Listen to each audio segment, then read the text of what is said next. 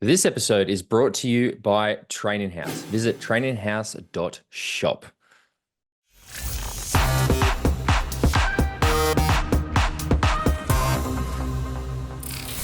Welcome back, everybody, to another episode of the podcast where Tim Ford talks to James Bale about swim, bike, run, triathlon. It is Talking Triathlon. That is James Bale.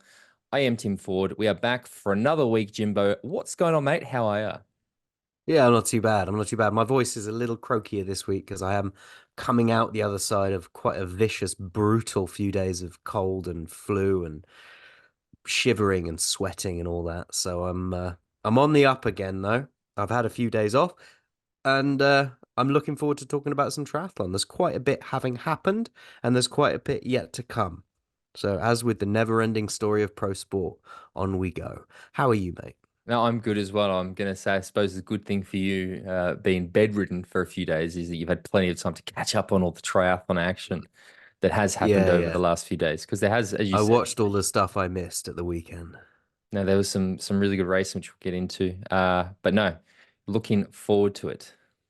Most importantly, though, Okay. aside from all the professional sport, aside from all the Supertri and the impending T100 and Ironman Canada and swims being cancelled and all of that shit, you did a half marathon. How'd you get on? I've participated in a half marathon.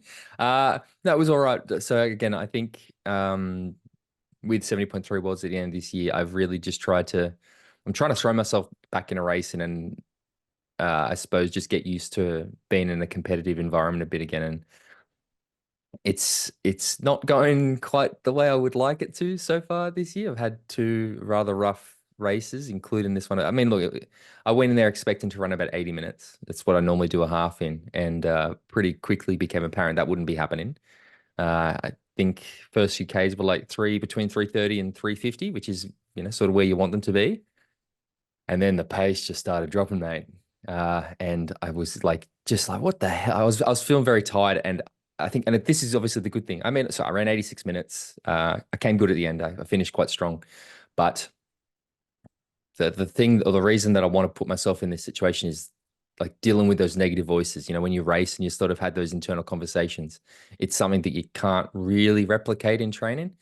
And man, those voices came very quickly and very loudly. I think from about 3K in, I was ready to quit and really trying to, at that point, I was done with triathlon. I was done with sport. I was ready to fire my coach. I was ready to, just give it all up. Right. And that's sort of what I wanted. I mean, for context, I did run a pretty hard half marathon on the Friday. So Friday night I did a half marathon, and then Sunday morning I did this half marathon. So expecting to run a PB in a half like that probably isn't optimal when the purpose was doing a sort of fatigued half marathon for the marathon that I'm doing in like 2.5 weeks now. So it was good. It was good to sort of deal with those inner demons. And like I said, I think my last 7K was my fastest. I took a Morton gel that I got from Training House and really came back. Like I think my last 5 of the last 7K was all like around 350 pace, which is where I was expecting to run the whole half marathon. And so to finish quite strong and feel really like I was getting stronger through the race is probably a really good sign for the marathon, which is ultimately what it was about. So I was a And little how long's that disappointed. marathon? 2.5 weeks. It's Okay. Well, the you're in a good place then. I think so. I'm Really, feeling. I mean, you could spin that story to sound like you're in a negative place.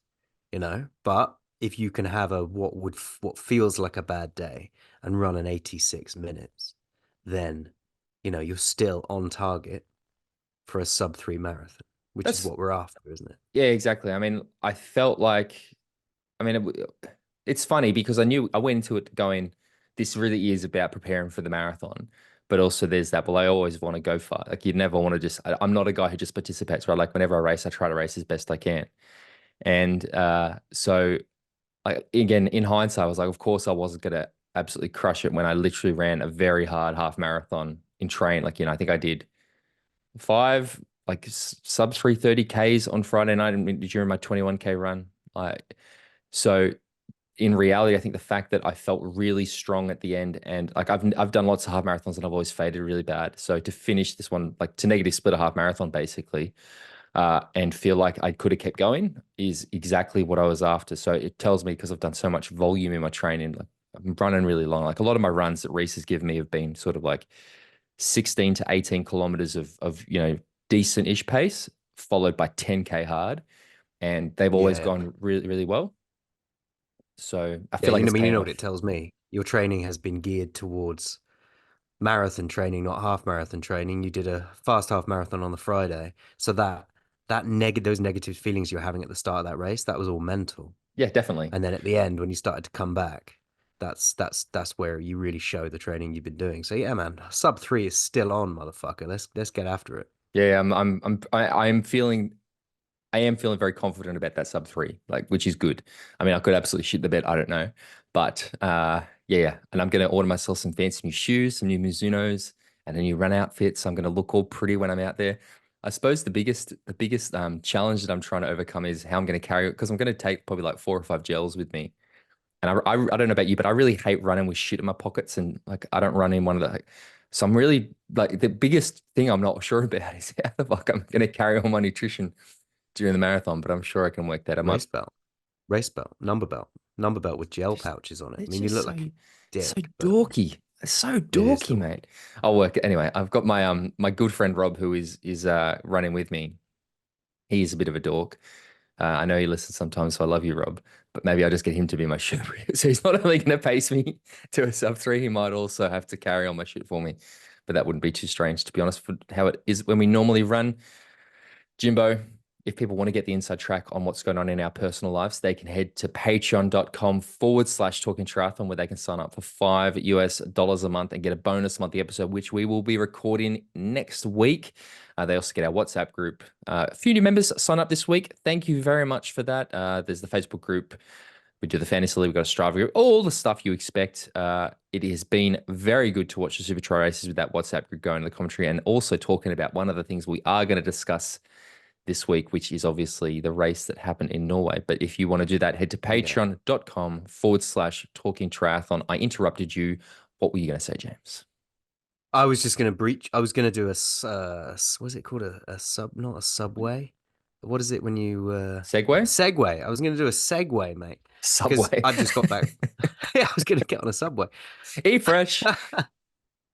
I was I've just got back from weekend in Prague, Hmm. and I got back on Monday, hence probably why I'm a bit under the weather, because it was 3 days of late nights and moving around and jumping in rivers and ingesting river water I probably shouldn't have ingested. But the beautiful thing about visiting a foreign country and having a hangover one morning is that you can visit somewhere like a McDonald's because you're going to get a minimum standard of service and everything is going to be to a certain level. And that's the beauty of a franchise. That's not what we've seen in this race in Norway. No, Challenge family operate on a franchise model, and they have had this race in Sandefjord. And I mean, I've said that. You're the man who speaks Norwegian. Is it Sandefjord? Sanefjord. Sandefjord. Sanefjord. So yeah, there you go. And it was cancelled on Saturday on safety grounds as road users failed to obey road closures in the town and surrounding area after signs were removed. But that is not the only issue we've heard about around this race. A lot of people have been complaining, some of the pros that we know well, some pros that we've just seen online, complaining that things were not as they should be at this race. With the race briefing taking place at 11 a.m., it was all in Norwegian, so they wouldn't translate it to any languages of any athletes there. So no one really knew what was going on. Anybody who asked any questions, the answers were given in Norwegian. Um, they had to rack their bikes on the morning of the race. None of the pro athletes were given specific rackings. It was just, rack wherever you want. And because they couldn't or didn't want to do the road closures, they'd erected a rusty sort Death of trap. bridge, handmade death trap. Yeah, you've seen the end of Indiana Jones and the Temple of Doom, where he cuts the rope bridge. It looked a bit like that. And And why was it so high? and It was so yeah, high. so high, like so high. And things just got worse and worse and worse. No one had information. They were standing on the pontoon ready to start, freezing. Things got delayed, and eventually the police rescinded their ability to have road closures because local road users wouldn't stop removing the signs and driving on the roads. So it made it an unsafe environment.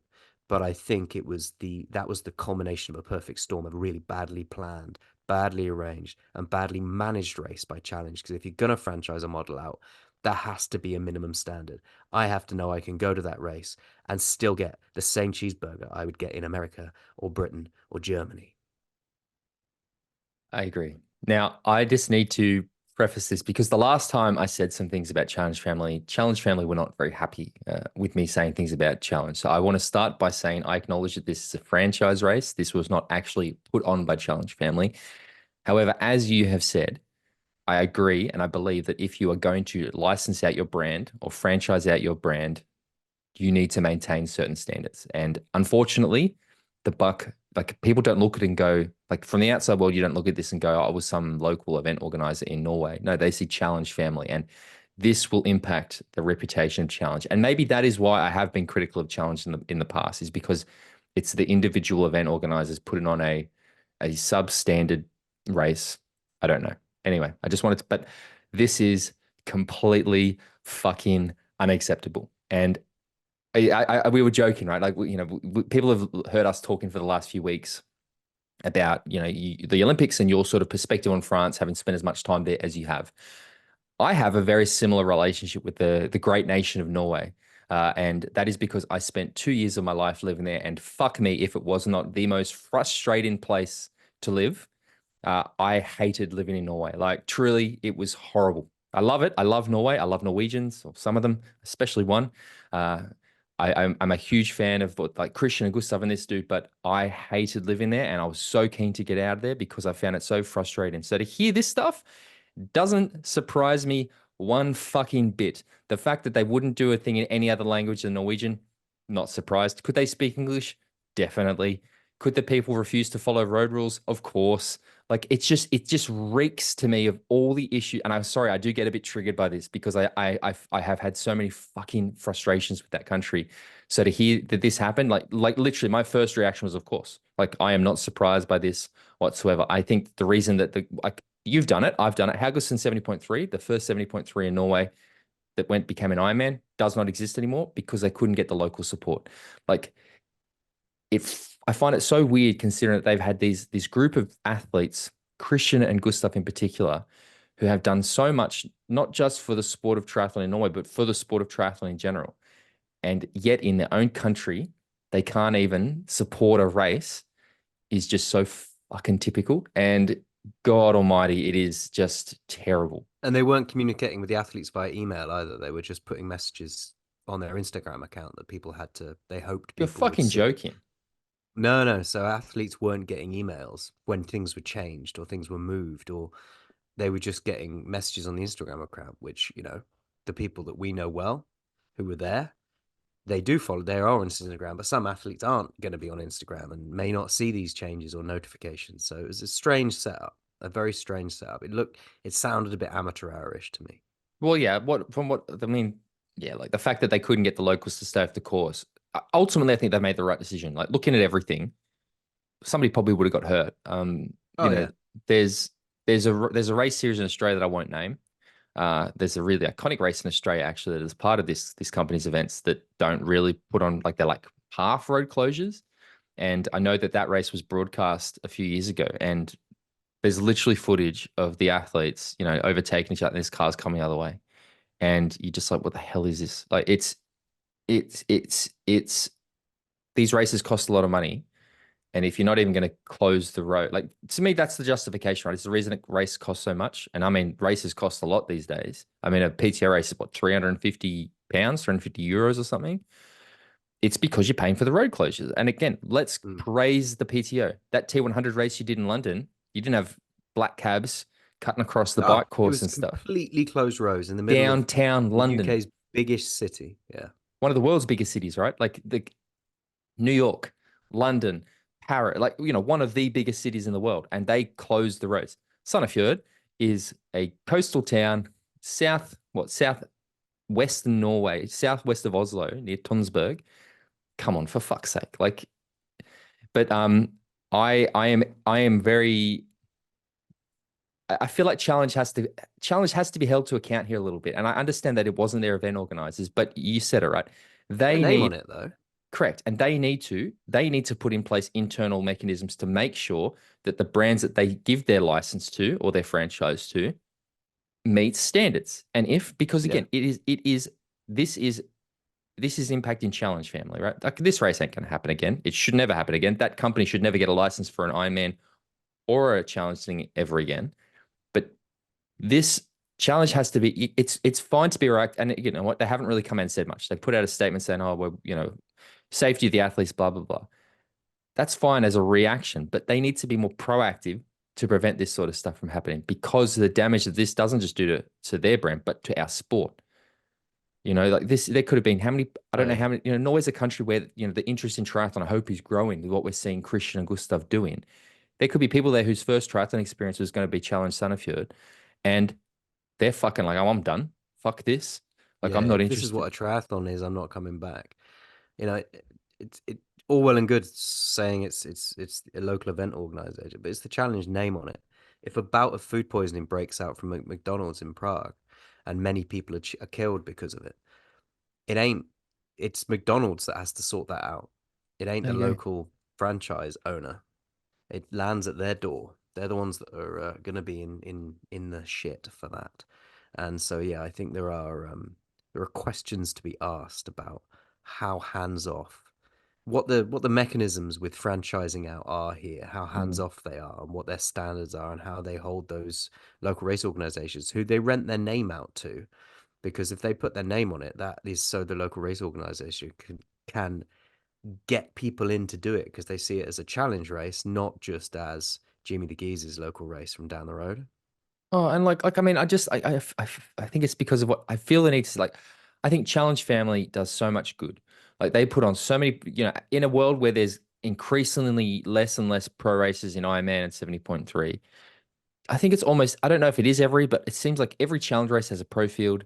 They do the challenge family bonus. Like they do, like they give a lot of opportunities for the up and coming athletes. Like they are, we talk about that tiered system a lot. And I feel like challenge family in a big way is that sort of, it's a good playground for the up and coming pros to go in there, you know, learn their skills, make a bit of cash. Obviously not heaps, but like it's a good way to get started. Like they have a really important place in the sport.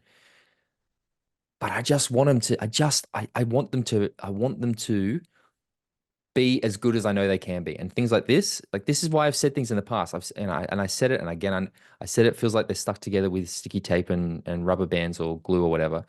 This is what I'm talking about, right? And that's not I mean, it is, but it isn't. But like these are the incidents that happen where I just go, this shouldn't happen. It shouldn't be allowed to happen is probably more the point. And again, I don't know what's happening in terms of refunds, like the pro athletes and those others who paid for themselves to get to race. Norway is not a cheap country, like, at all. It's extremely expensive. If you paid for accommodation, you're paying a lot of money. Airfares, a lot of money. Are they getting their money back? Like, Oh, I mean those conversations are ongoing right now, because they should be. Those pro athletes that had their ability to earn any prize money at all taken away should be compensated at least for their travel or expenses. I mean, they could have turned it into a swim run or something to be able to award some prize money to some of the pros that had been there. I mean, the age groupers, they ain't gonna get anything back, are they? sure they have to. I mean, this is one time where I'm actually feeling more for the age group. Like again, they've done nothing wrong, and I think it's become pretty apparent that from those again, I don't know if people have seen the photos. I definitely encourage you to just Google them or check them out. But like, it's a big investment for a lot of, us ourselves in the sport a long time. Like, you do races often, but we forget that there's probably a lot of people that this is a big deal for. And, they probably have, there was, what did they say, athletes from like 25 countries there or something. Yeah. There is, yeah, I don't know. Norway's triathlon head coach tweeted, "It's so sad. On a day like this, you're not proud to be Norwegian. Triathlon promotes a healthy lifestyle and a positive mindset that have changed many people's lives, and likely the ones who sabotage this could benefit from a more positive attitude and mindset." Was that Harold? Yeah. Yeah. I mean, Harold's one of the great ones. Like I have so much Yeah, time for he's him. Um, but yeah, fucking man, honestly, just typical shit. I've had my rant. Let's move on. Again, I love Norway. Like my wife is Norwegian. I have many good Norwegian friends. I love to visit Norway. I just never want to live there ever again. Ever. Ever, ever, ever. Uh, what's next, mate? Ironman Canada, mate, happened. Duathlon Canada. Duathlon Canada happened. So yeah, Duathlon Canada happened, and due to unseasonably cold weather, the apparently temperatures dipped to 13 degrees C. That's tropical So in they Canada pushed though, the isn't it? start time back. I thought they get the sunscreen out. I thought they were out laying on the beach at 13 degrees Celsius in Yeah, Canada, yeah. So right? they put the start time back to 7:30, and then it was announced that the swim was going to be dropped down to 750 meters. However, insufficient temperature made them cancel the swim. So they did a TT start on the bike, 30 seconds between each rider, with athletes decided in an order that was decided by blind draw. So everybody just kind of had their individual TT start. So probably completely removed the element of racing each other and more, it just became these individual efforts with everything playing out as it did. Lionel Sanders took the win on the men's side, and on the women's it was Sarah True who took it out. Lionel didn't just win. He won by like 10 minutes or something, right? Like he was absolutely miles Yeah, he ahead. did. So Lionel Sanders won in 6:57.09, with Sam Appleton in second in 7:05.37. Sarah True on the women's side won in 7:52.29, with Jodie Robertson in 7:59.38. So two healthy margins of victories on both the men's and the women's there. So having a look at this, And Lionel did say he was disappointed the swim was cancelled. I mean, I get it, right? You train for triathlon. And again, I think that what a lot of people say, and I don't want to be part of that because I'm not necessarily convinced is, oh, it would have been different if there was a swim. Uh, but I think the thing that I want to discuss a little, because we did discuss this 2 weeks ago, we asked the question, or we sort of discussed like what's going on with Lionel at the moment.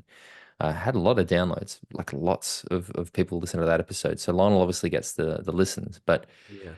the thing that I really wanted to look at was probably his perform. I mean, I know that I think both him and Sam have said that they come into this as prep for Kona. Sam said that basically he was worried he was peaking too early, so he thought that if he pulls things back a little bit and chucks in a race, he'll have to recover a bit from. It's quite good in terms of timing. I'm assuming something similar for Lionel. So Lionel ran a 2:45. Okay, now to me, I don't know whether that's him taking it easy, but I would have expected with the way we see him run short course and what we've seen happening in Ironmans, that's well off the pace. I think if it's the course, I think it is. It's not a super tough course. So, I mean, looking at this on paper, I mean, yeah, Lionel won. It's excellent, but it does make me go, ooh, okay, I'm a bit concerned about his prospects in Kona now. And I mean, that's the second Ironman in brackets race I've seen him do that I have been very whelmed by what I've seen. And I'm not, again, I'm not Lionel won, man. Like, well done. And he did what if he wins by 10 minutes, he probably can't afford to shut the run down. But I don't know. I'm not looking at him for Kona. Like he's not cracking my list of favorites for Kona based on those performances this year, especially after how he sort of started the year. Like there was a point there where we're like, shit, this guy is on absolute fire this year. And it really feels like it's shifted since he's, as always is the case, started to focus on the Ironmans again. So I don't know. What have you taken away from this performance?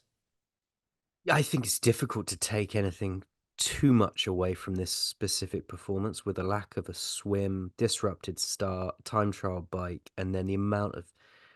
But I suppose he wouldn't have known he was winning by 10 minutes, would he? Because It's true. that's the thing with the time trial start. It would have removed that ability to contextualize yourself against about. Oh, contextualize. Oh, why can't I speak? Contextualize yourself against others who are within the race, because you're going to lose. You're not even going to have a perception of where they are on the race course because Yeah. of this staggered start.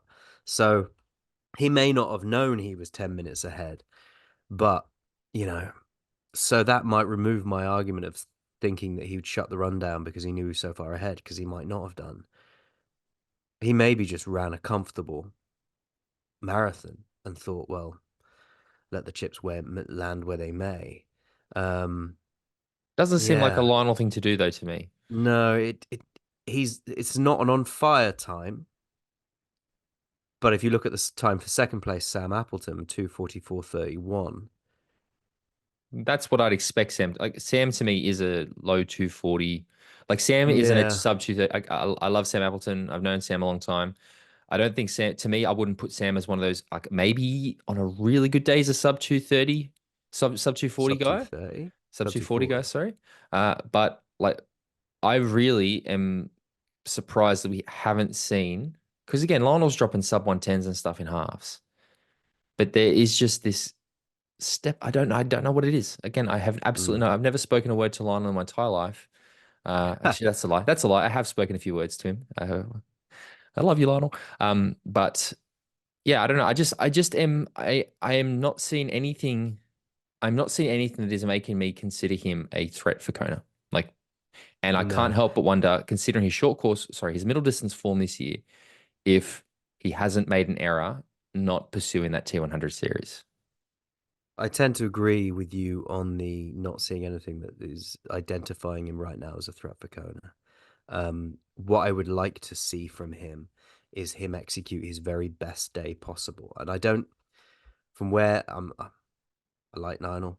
I'd love to see him win Kona. It would be a beautifully explosive, emotional moment for Oh, hell him yes, and it would. all the Yes, people it around. would. It'd be amazing. I'd love to see it. So Same. don't take this as a slight on him. But in my opinion, right now, his very best day is not going to win Kona.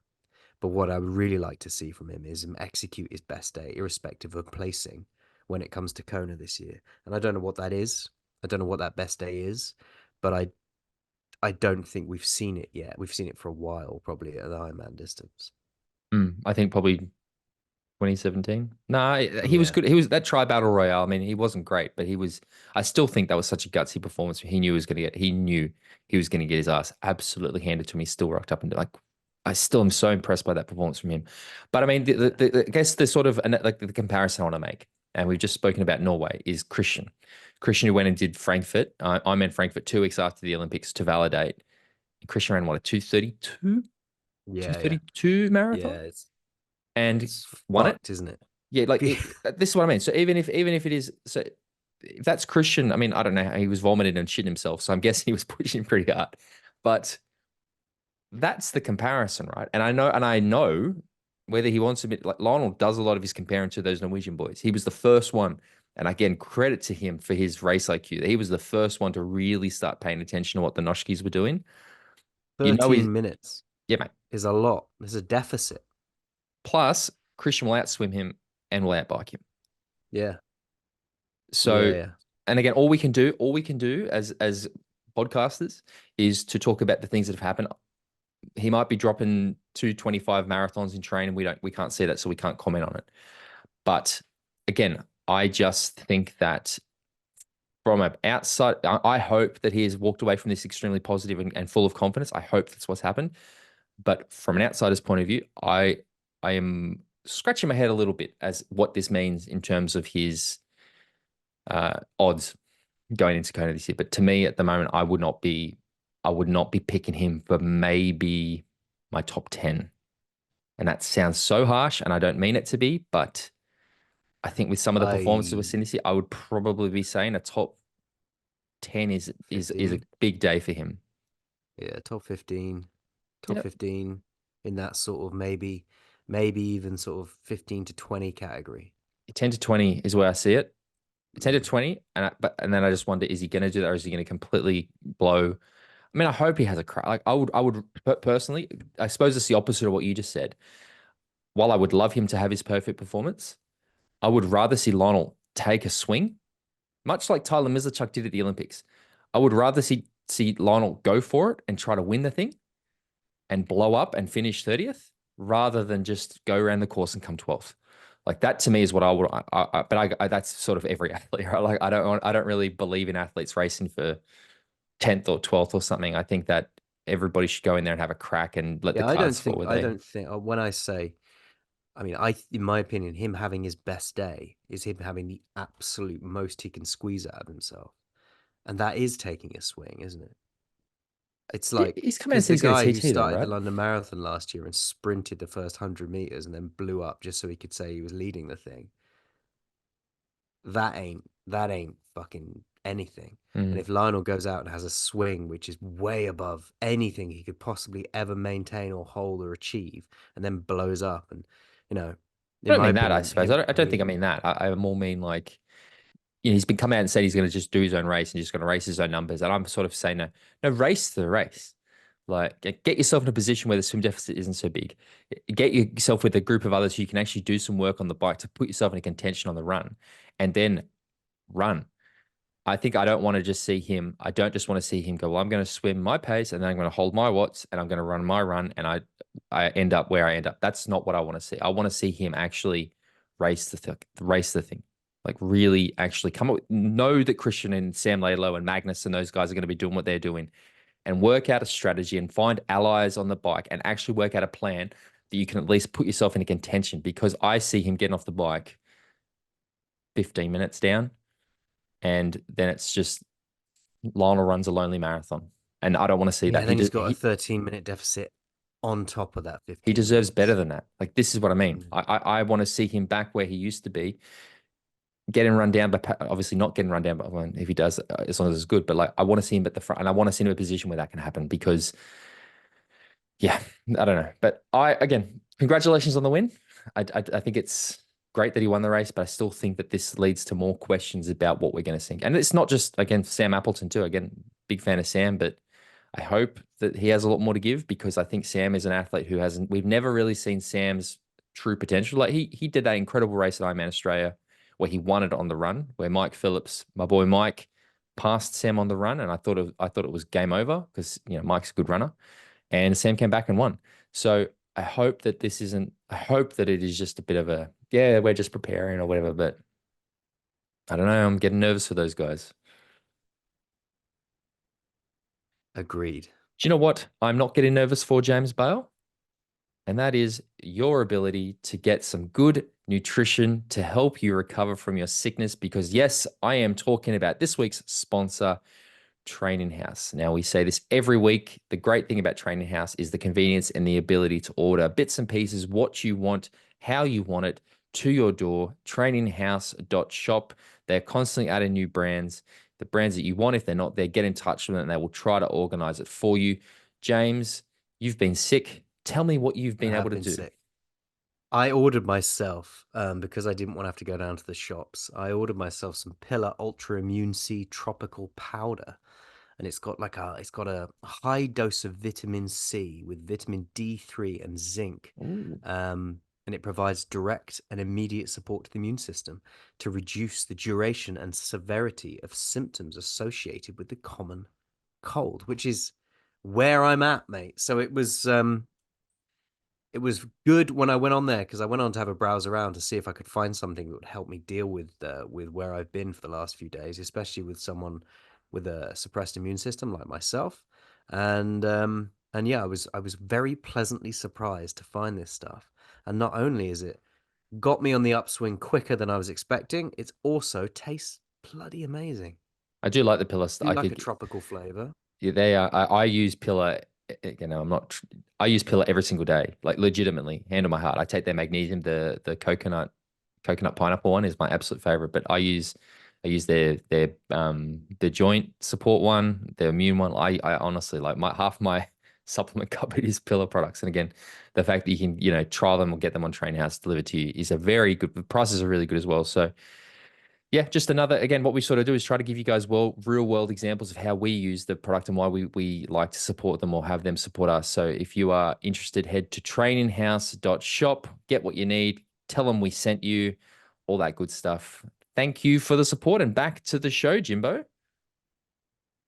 Supertri Triathlon, mate. Supertri Triathlon happened in Chicago. It was the second return round of the US. We got to see Hayden v. Alex after all the alleged controversy at the All finish the line. drama. and All the there drama. was none.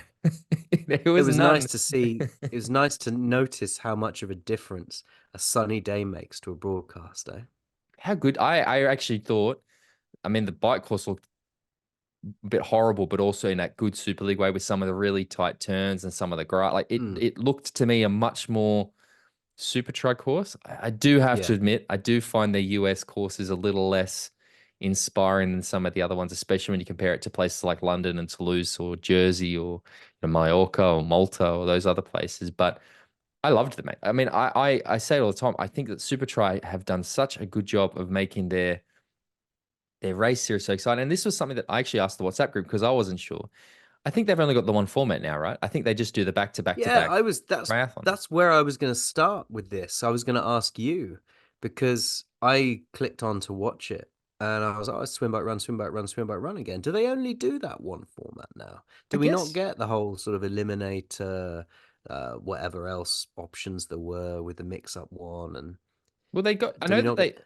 I think so because it used to be only they used to have a lot, right? And then they sort of Yeah. because remember they originally back in my day, it was the 2 days. So you'd have there was the one event which was the bike time trial on the one day, and then you'd start the race based on your performance in the time trial, and No, then no, we no. Before that, they had 2 days of racing where they had two different races each day. yeah, yeah, yeah. Then they cut it down to That was having the just bike time trial, I which mean, Hamilton seemed. Island, originally they did the time. That's what I was sort of going back to the, remember they Oh, did it on the, okay. remember on the airport in Hamilton Island, Oh, yeah, yeah, they yeah. did the bike time trial. That was one of the races. Yeah. They used to have all sorts and they'd have the ones where they changed the orders and yeah, Yeah. the eliminator. And then what was the one where they take a 10-minute gap between, they would do a race, take a 10-minute gap. That was the Yeah, eliminator. that was it.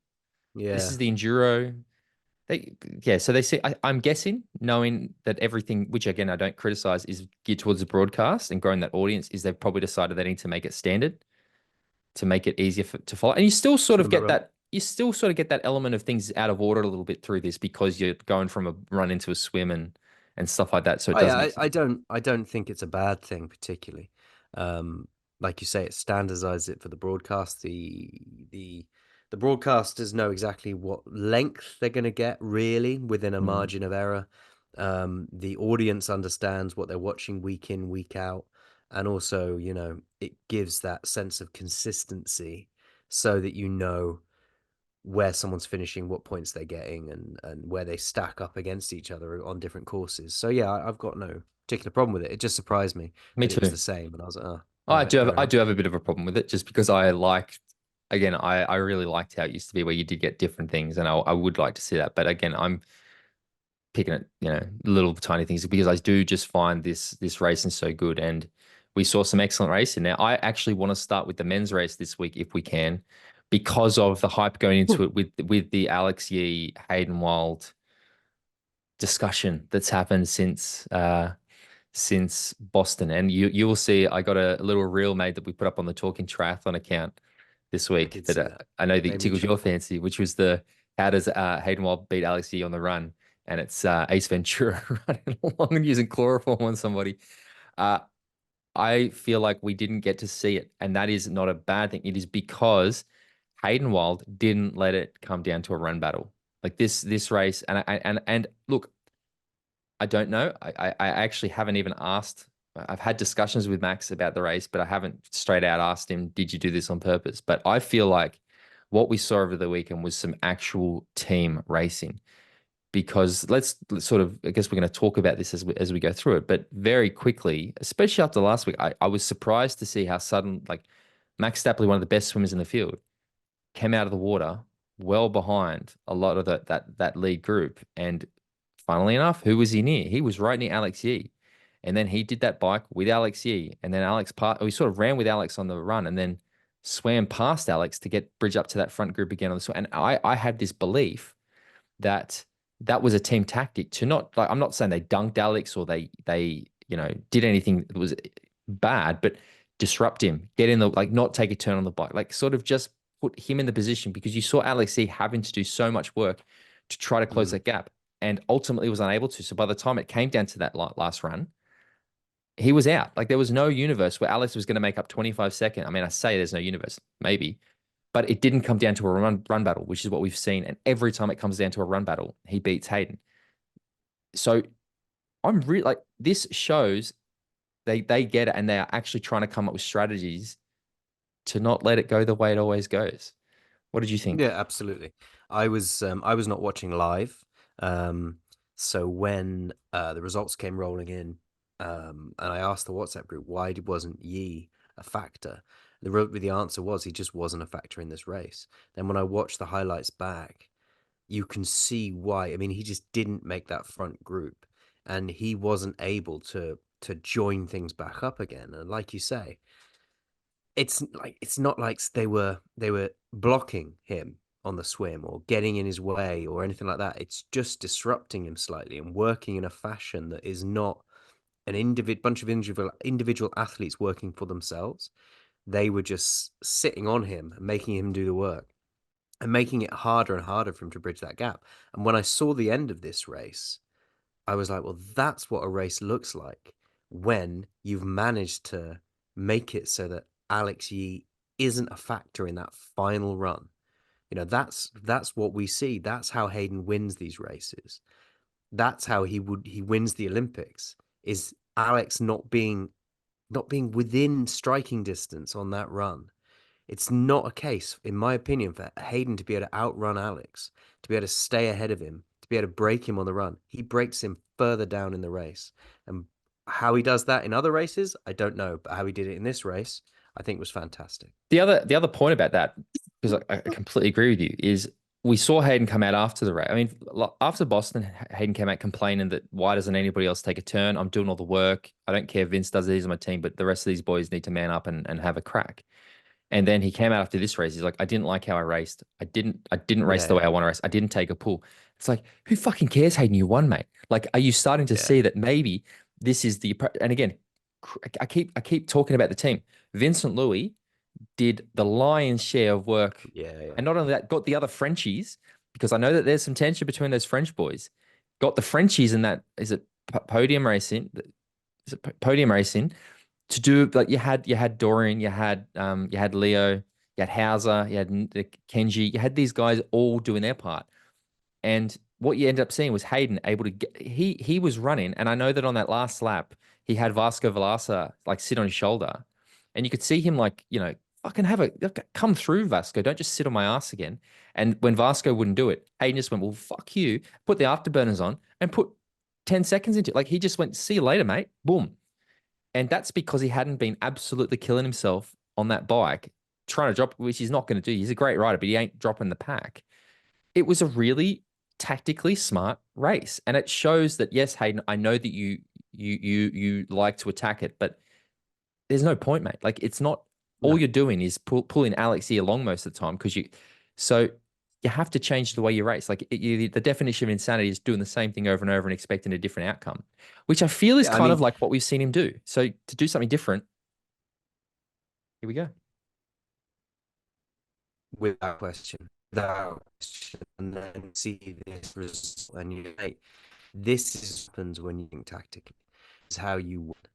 It ain't by constantly flogging the same dead horse and trying to outrun someone who, by all numbers and all stats, is a much superior runner to you at this point. Exactly. So the It, overall results for hey, yep, go. overall results were Hayden Wilde in first, Leo Berger in second, Vasco Blaser in third, Matt Hauser in fourth, and Tim Hellwig in fifth. The overall standings for the individuals, therefore, were Hayden Wilde in first place, Tim Hellwig in second, Alex Yee in third, Dorian Connex in fourth, Matt Hauser in fifth, and Vince Louis in sixth. And the overall team standings now with Podium Racing in first place, Crown Racing in second, Brownlee Racing in third, and Stars and Stripes in fourth. Obviously, I, that was impacted by the women's races as I well. do want to talk though a little bit about something that I touched on last week, and I did see it happen here again. And look, I know Chris, I know Tim Don, I know who Non Stanford is. I don't know her. I don't know Parker Spencer, Parker Spencer, I think is the podium racing team manager.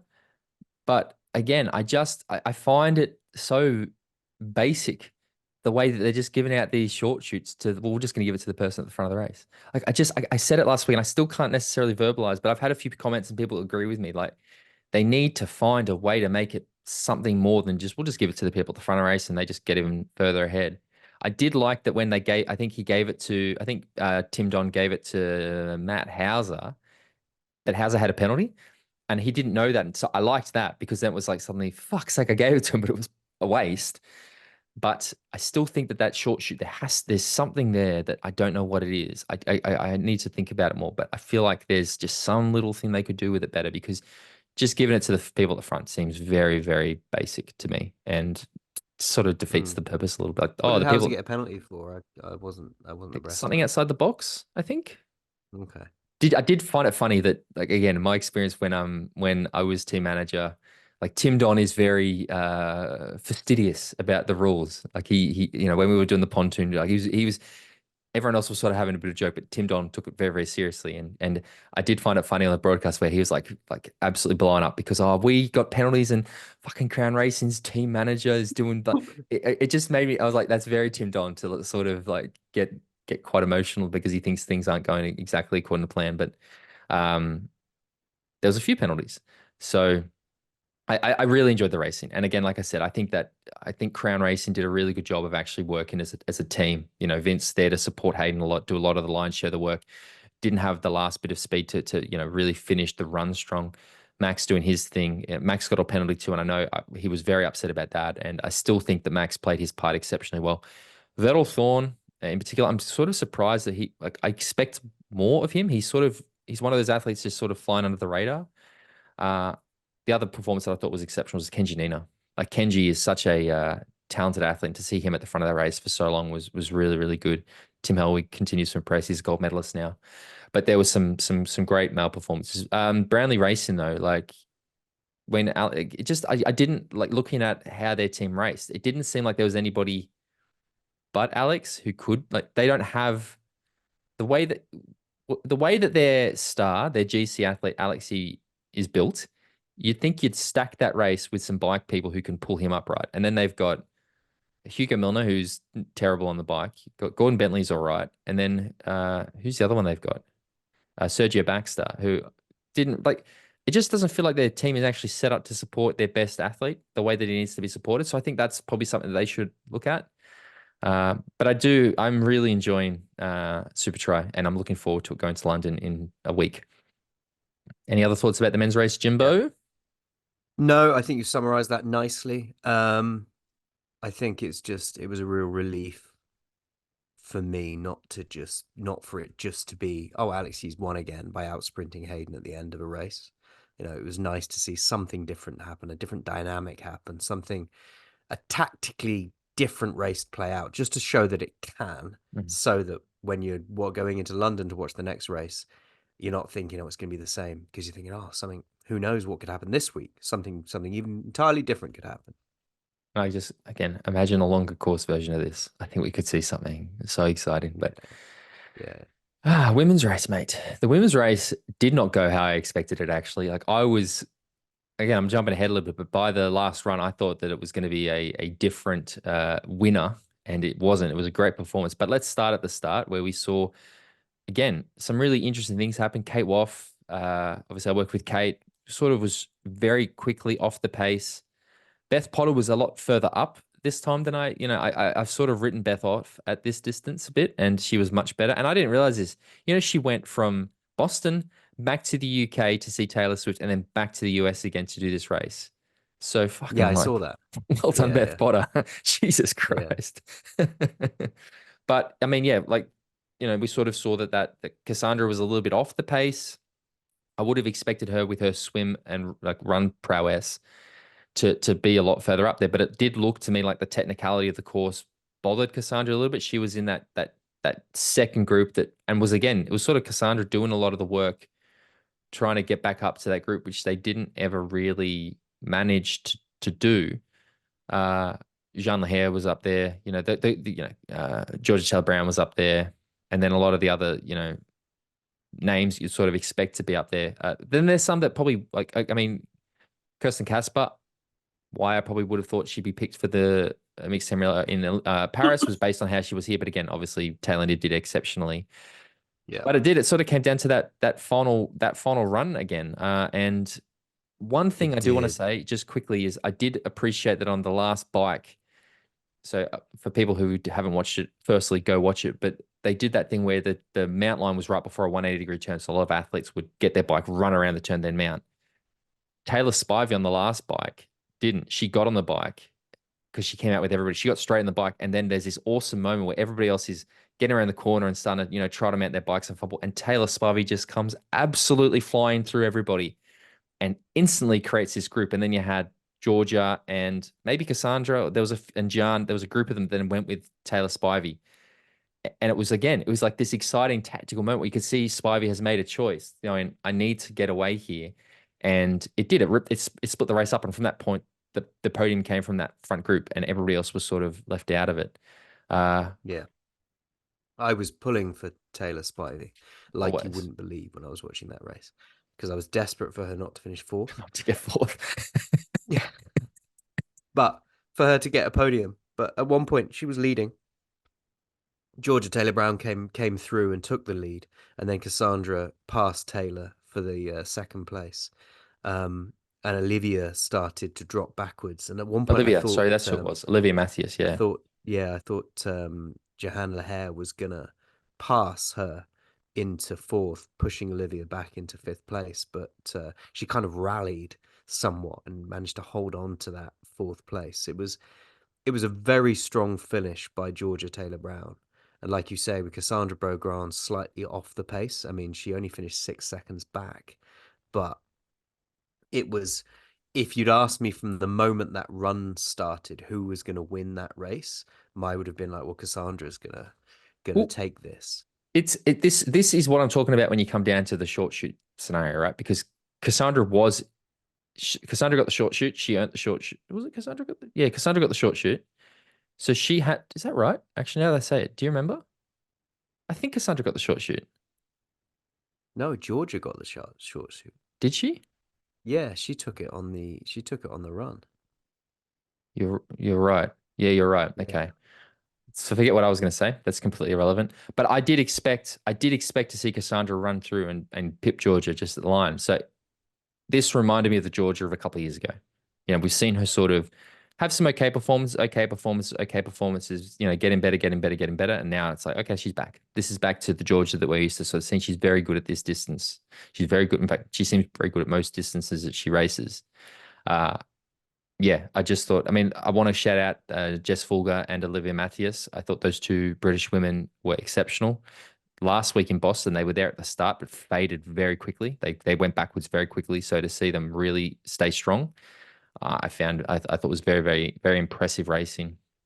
But yeah, Georgia Taylor Brown, mate, just did her thing, and like I said, good to see back on top. Yeah, and off the back of that race is now leading the standings ahead of Jahan Laher in second, Taylor Spivey in third, Cassandre Beaugrand in fourth, Olivia Mateus in fifth, and Jess Fulgar in sixth, with Kate Woff in seventh, mate. Yeah, Kate got eliminated. She was sick last week, so she'll be back. I think it'd be good for her to go back to. Like you say, massive shout out to Beth Potter as well, who's currently sitting in ninth, despite flying back to the UK to watch a concert. Yeah, I can't fucking believe she. Well done.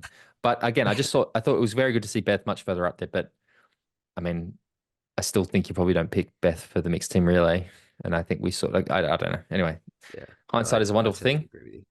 Hindsight is a wonderful thing. Supertri is awesome. London next week. Again, if you are listening, I'm guessing if you listen to this, you've probably watched Supertri. Otherwise, you'd be really sick of us talking about it and short course Yeah, as much as we do. he wouldn't be. This isn't the podcast for you. Just in case you're a triathlon fan, there's a triathlon on in London next weekend. Go and watch that. You actually really should. If you are in the UK, like genuinely, I know that a heap of our patrons are going. Go to Supertri London. It is a great event. You'll have a very good time just spectating. It's awesome. I really can't recommend it highly enough. Yes, James, the last thing that I want to talk about this week is T100 Ibiza. The start lists are out. They We're are indeed. a ways out from it, and I can't help but wonder if it is a little bit optimistic of them to announce their start list, especially in the women's race so far out considering we have the Ironman World Championships in Nice for women before that race. But let's go through the start. Let's have a chat about who is going to be racing. On the women's side, Amelia Watkinson, Anne Haug, Ashley Gentle, Chelsea Sodaro, Emma Pallant-Brown, Flora Duffy, Imogen Simmons, India Lee, Kat Matthews, Laura Phillip, Lucy Byram, Lucy Charles-Barclay, Marjolaine Pierre, Paula Finley, Tamara Jewett, Taylor Knibb, Taylor Spivey. Fuck you. That's the first time I've got through an entire start list without any names that have done me over. I'm so proud of myself. Very, very well done, Jimbo. Uh, I'm like I sort of touched on. So this is a week after Nice, I believe. So you've got the Yes. Ironman World Champs, and then a week later you have Ibiza. I do not see everybody in that start list racing. I'm going to say that right now. I think that there's going to be some omissions. I would be surprised if, okay, I don't know. The athletes that I think are in contention of not appearing in Ibiza are Lucy Charles-Barclay, Kat Matthews. Who else we got here? Chelsea Sodaro, Anne Haug. Yeah, they're the ones that I would have if they have a good performance or a bad performance in Nice. Like Nice is a hideously brutal course. I could see some of those either come in or not come in fully fresh, but I cannot Yeah, help I but mean, we've also got the chance of injuries, haven't you? You've got accidents that could happen. But if you're the T100, you've got to release your start list. You have to front foot forward. These are the athletes that are going to be racing, and then you play the hand you're dealt when you get nearer the time. the thing that I'm excited about with this start list is we've got Flora Duffy, Taylor Spivey, and Taylor Knibb all on that start list. The Olympics are now over, so we're seeing those short distance athlete contracts kicking in. Yeah, Uh, totally. Taylor Spivey, she's also doing this in the middle of Supertri season 2. So I'm like, how's that going to go, Taylor? You just come third at the Supertri. Now you're going to be going to T100.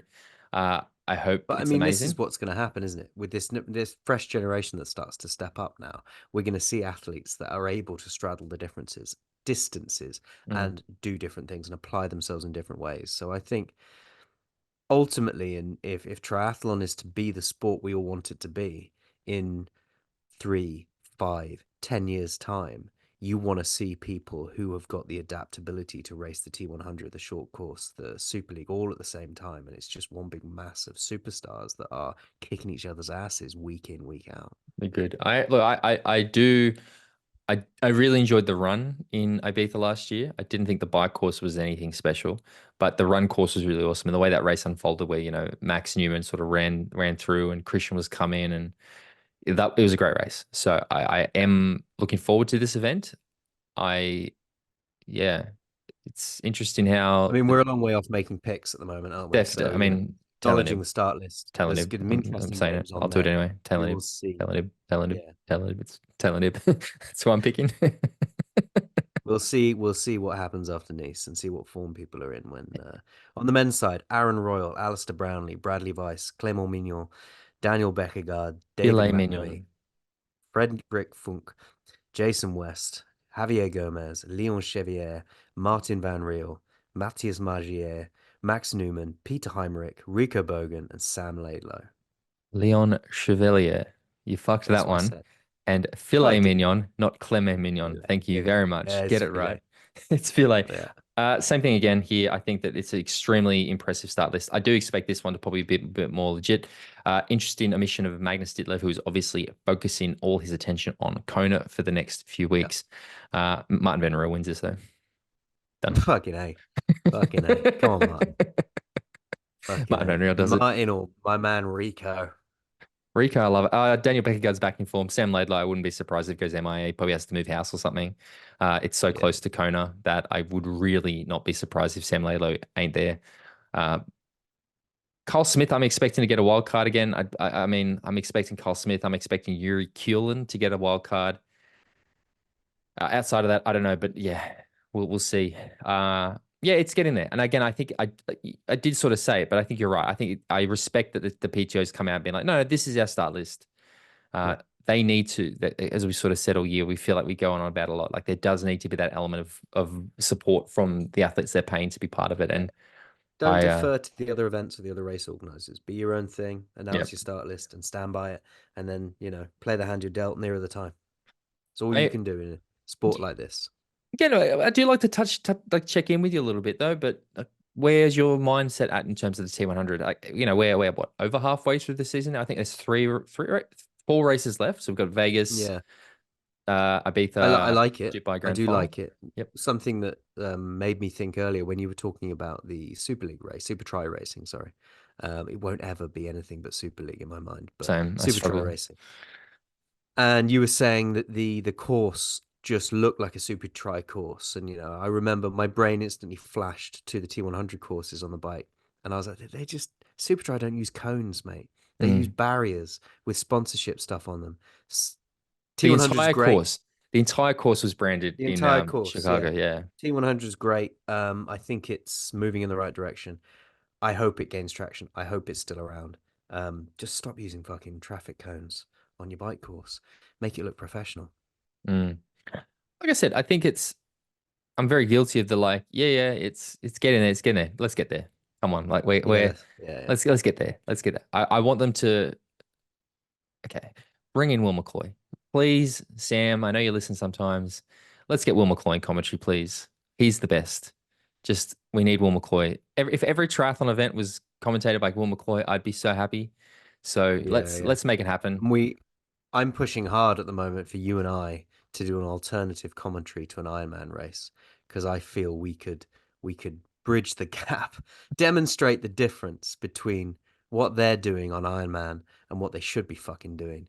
Because Uh what they doing ain't it. Mate, I could see you and Laura Siddle in commentary next to each other, being the most British, monotone. Yes, and here they are, out of the water. Very Yeah. well. And if he keeps going at this pace, he's Fucking hell. gonna Did you see that break the Joe's going to be in commentary record this weekend for the ZLMC? world record. Hey, Joe Skipper's going to be doing part of the commentary for the Pro Series race in Austria this weekend.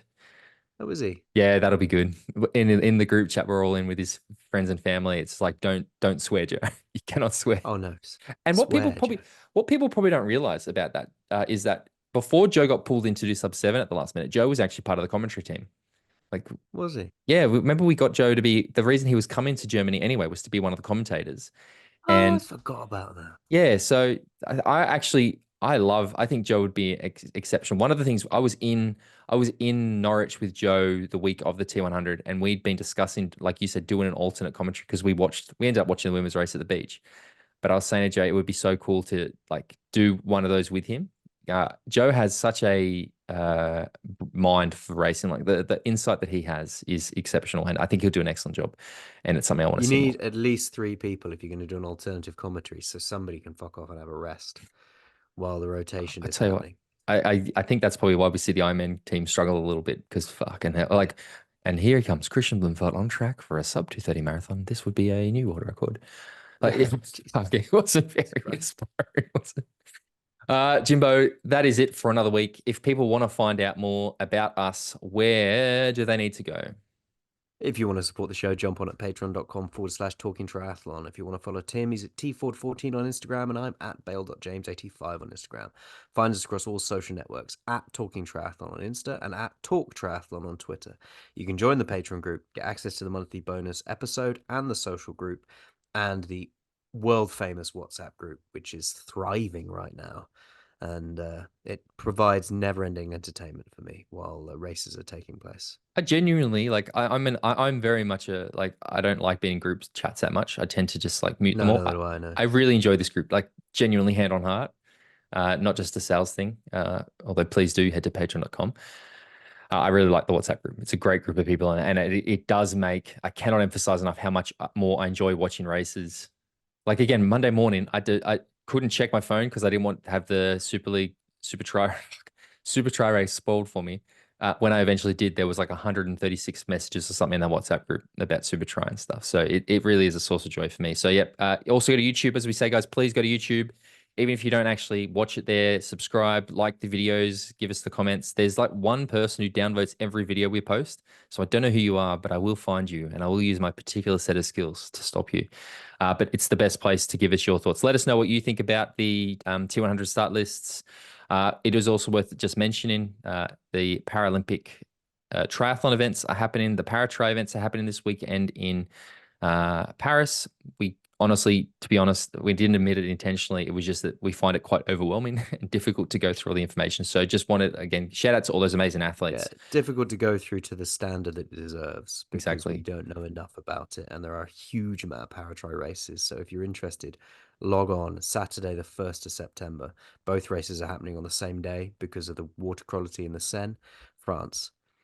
Gather in, mate. If you can't fucking do it and sort your shit out to a standard that is required, don't try.